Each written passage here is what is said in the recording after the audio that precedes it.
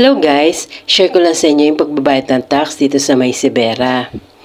So eto na nga po, nagbiyahe na tayo papuntang Sibera dito sa may Mabalacat. Every year kasi nagbabayad tayo before end of the year para maka-avail tayo ng 10% discount. Pwede naman pong bayaran for next year, yun nga lang po wala na kayong discount nun. Magmula kasi na nagbayad kaming na penalty kami and then na pa-advance yung payment namin nung kami nagka-idea na mas maganda palang magbayad na yung before end of na para next year at least may 10% discount kayo. At eto na nga po, nandito na tayo sa may munisipyo. Dala-dala pala natin yung ating resibo last year at yung ating titulo. Papa-assess muna natin.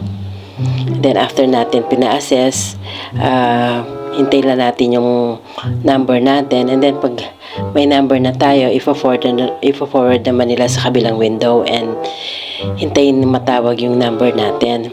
At ito na nga po, natawagan na tayo. I-fill up na yung, i-file na yung mga documents natin. 21 pala yung number natin. Ito yung mga document yung dilala namin, yung resibo at saka yung titulong Xerox copy.